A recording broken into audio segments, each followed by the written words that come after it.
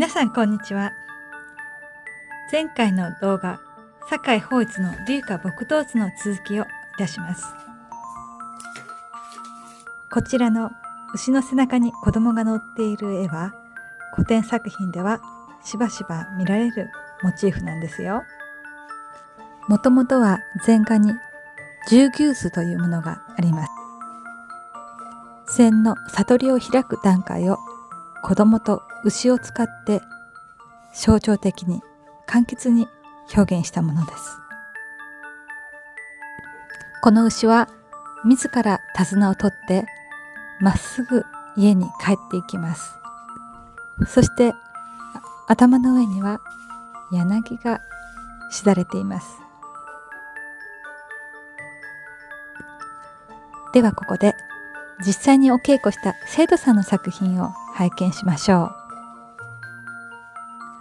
う。2枚描いてくださいました。左側が最初のもの、右側が2番目のものです。右側は子供がきちっと牛の背中の上に乗っていて安定感がありますね。足も随分描写が細かく正確になってきたように見えます。柳の幹もいいですね。ドスッと筆を下に下ろしていて、木としての情感が現れています。枝も勢いが出てきました。地面なども一層こなれた感じです。ではここで牛の骨格についてちょっとおさらいしてみましょう。牛は誰もが知る動物でありながら、あまり日常的に姿を見るものではないんですね。その牛が干支になって困ったものですね。牛の牛頬肉シチューという通り、頬が張っていますから、目などはよりおでこに近い方に描くと良いと思いますよ。牛は反芻しますから、胸の皮もたるんで大きく張り出しています。気骨というのですが、背中の一点が高く盛り上がっています。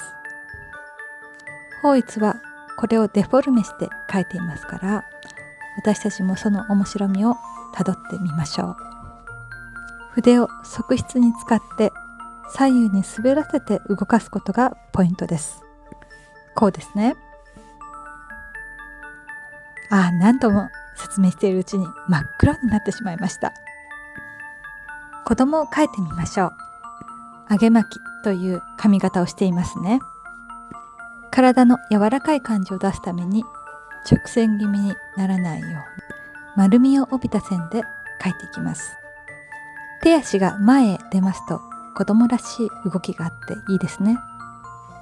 牛の体つきの説明をしたいのですが、お腹の線があり、子供が乗っているちょうど腰のあたりから足が出てきます。足の位置が決まるとお尻の位置も決まりますね。足の部分が上手に描けるととても見栄えがしますから、詳しく解説していきましょう。まずももからすねにかけて関節がありますね。これは人の足でいうと膝に当たりますね。そしてくるぶしに大きな関節が来て、次につま先になります。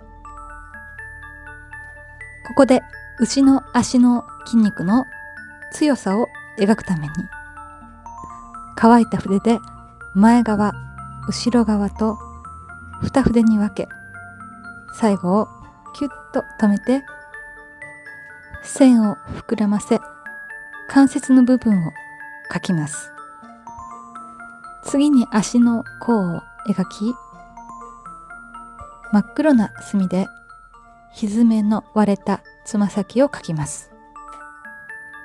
次にもう片側の後ろ足を描きますが、バラバラに見えないように同じシェイプがスライドして後ろに移動したような位置に描きます。このももの部分は下から上へ筆を動かしていって二筆で描きます。膝から下、すねに当たる部分もまた二筆で描いていきます。最後はピタッと止めて関節にしますよ。鋭く短い線で足の甲を描き、一番黒い墨でつま先をつけます。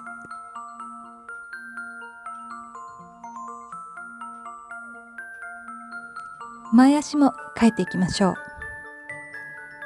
前足をつける位置としては、喉の下というよりも腓骨の肩の盛り上がったところの下あたりから腕が出ているというふうに考えるというでしょう。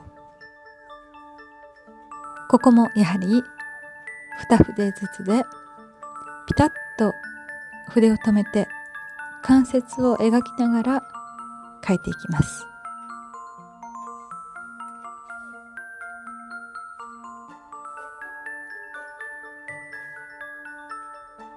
それぞれの足のつま先に表情が出て、何か立ったか立ったか牛が走っているように描けると良いと思います。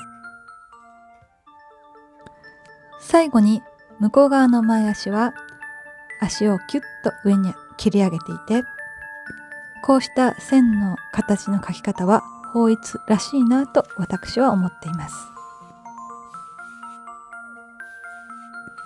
では次に尻尾を描いていきましょう。この牛さんも楽しそうに元気よく尻尾を描くといいですよね。そして自分で手綱を持つ牛です。この手綱がたくさんの大切なことを物語っているというテーマなんですね。この子供も手にプラプラと棒を持って遊んでるように描きましょう。お互いに別の方向を向いているようですが、牛と子供と心が一つになった楽しいシーンなんですね。ここまではお稽古の方法をお伝えしてまいりましたが、実際に垂らし込みを使ってリンパらしい墨絵にして描いてみましょう。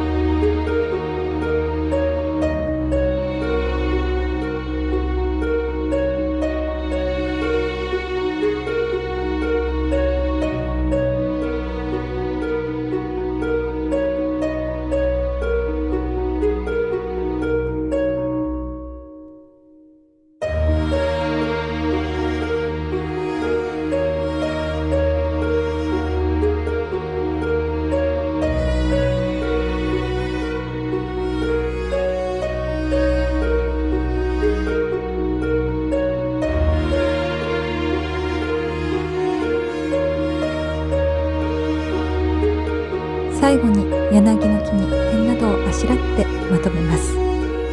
皆さんいかがでしたでしょうか。今回は坂井抱一奇牛記家後編をお送りしました。